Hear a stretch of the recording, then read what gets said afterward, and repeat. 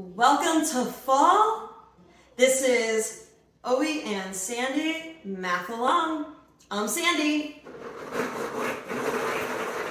And I'm Oe.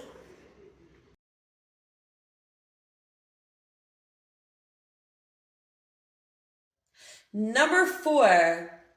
Which of the following equations gives a function f of x that satisfies f of 6 equals 16? You have different numbers, you have different answer choices. I gave myself 3 answer choices because I'm not going to sit here and do 5 of them, but you can. So let's see which one satisfies f of 6 equals 16. First, ask yourself, what is our input? What is our output? Our input is 6. Input, and that is your x. Your output, after you put the 6 in the function machine, spits out the output,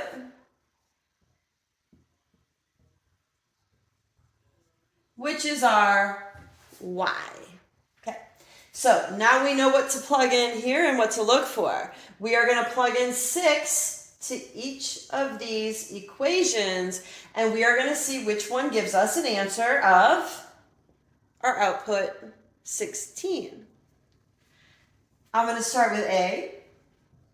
So I'll write my A. F of 6 is equal to x minus 10. That is going to be 6 minus 10. And I believe that to be negative 4. Well, we want our output to be a 6, so that's not going to work. Okay? Or 16. That's not going to work. It's not 16. So it is not equal. It is not A. Let's check on B. F of 6 equals 2 times x, remember those parentheses when you substitute, minus 4. Well, one more step here because we have to multiply 2 times 6. So we have 12 minus 4, and that is equal to 8, not 16. So, did we equal 16? No. Is B our answer? No. I'm having high hopes on part C. So let's go to C. F of x, which is f of 6, equals 3 times 6 minus 2. 18. 3 times 6 is 18. Minus 2. 18 minus 2 is 16. So that one worked. Okay? So it looks like C is going to be our answer choice on my example. I don't know what it is on your example. You have to figure that out. Remember, you want to go through, check all 5 answer choices. If you can do them in your head, great. But if you can't, write them out. Number 5, if f of x is equal to 2x minus 7, what is f of 8 minus f of 6? I did a class example, which is a study guide example in the AppleRouth study guide for ACT. That was very similar to this, only we had addition. So now we're going to do subtraction. Okay, so we first want to find f of 8. F of 8 is equal to 2 times 8 minus 7. So 2 times 8, I hope you guys know, is 16. 16 minus 7 is 9. Not the final answer, though. I probably shouldn't circle it. I should probably just, underline it. All right, so now we're going to do f of 6. Anytime you see an x, you're going to put in a 6. 2 times 6 minus 7. Remember those parentheses, So it helps you see what you're supposed to do, what operation you have. 2 times 6 is 12, minus the 7. 12 minus 7, 5.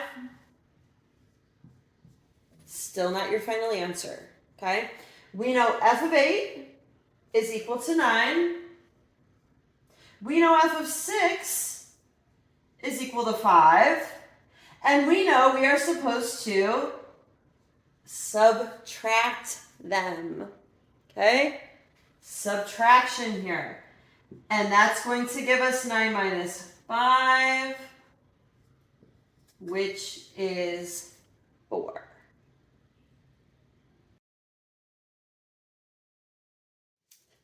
Number 6. The function h is defined by h of x equals 3x cubed plus r, where r is a constant. If h of 2 plus h of 3 equals 105, what is the value of r? So in class, we did something a little similar. R is our constant. In class, we did k as a constant, but this is r. I can't write my r's lowercase no matter how hard I try, so I'm not going to try. I'm just going to write it as a capital. It's all good. All right, so what we're first going to do is find h of 2. 3 times 2 cubed plus r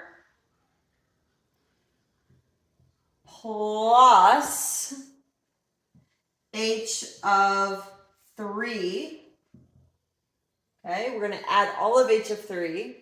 So I should probably, equals, just put the whole thing in parentheses just in case. Because if you were to do minus that value, you would have to put the whole thing in parentheses. So let's just practice by doing it with plus.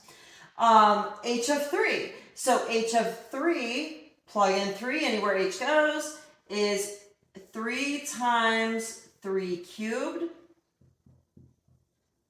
plus r. Okay, let's simplify this whole mess. Okay, we're adding it all together anyway.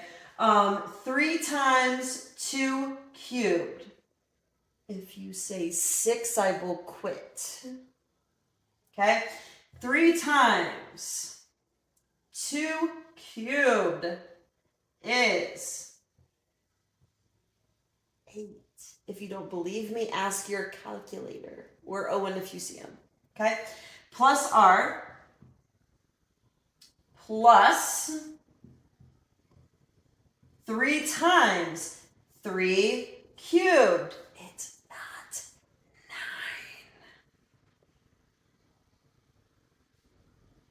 3 times 3 times 3. 3 times 3 is 9. Times another 3 is 27. Okay? Plus another r. Right? Now, when we add these two together, which we're doing right now, what are we supposed to get? Well, we're supposed to get 105. Okay? So, let's go ahead, simplify down even further. 24, because 3 times 8 is 24, plus r, plus 3 times 27. Do that one in my head or not, and I don't have an Owen with me. 27 times 3. 7 times 3 is 1, 2, 7, 71. Plus r equals 105. Let us combine like terms. 24 and 71 are like terms. That would give us 95 plus r and r. Well, r plus r, not r squared.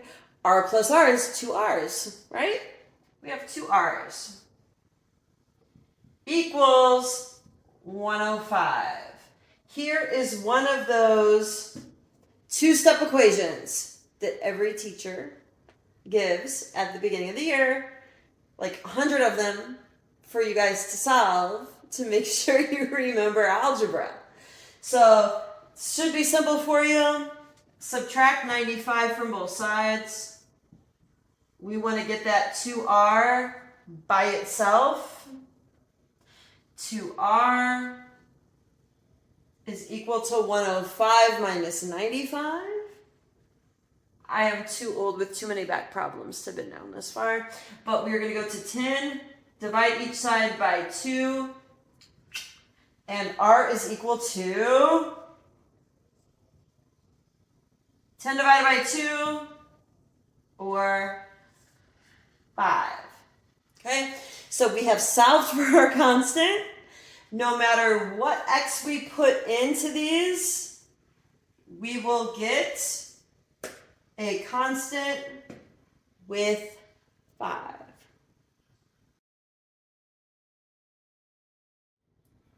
Number 7. If f of x is equal to 4x minus 2 and g of x is equal to 3x plus 9, what is the value of f of g of 5? We have a compound function. So I've repeated this in class many times, but where do we start? We start with the inside, okay? We work our way out. So the first thing that we want to know is, what is g of 5? G of 5, we plug in 5 anywhere we see an x. 3 times 5 plus 9. 3 times 5 is 15. Plus 9 gives us 24. So now we want to work outward. We know g of 5 is 24. Right? So we can substitute that. We can say f of 24 is what we're looking for. So let's use f 4 times x. Our input is now 24 because our input's g of 5 and g of 5 is 24. So 4 times 24 minus 2. We have 4 times 24. That would be 96. Okay? Again, if you don't have a calculator, you don't have an Owen. You can multiply that out. 16, carry the 1, 96. All right, minus 2. 96 minus 2, 94. And we have our answer. Okay, again, as always, pay attention to what you have in your problem. It's going to be different numbers, same process. Hopefully that makes sense.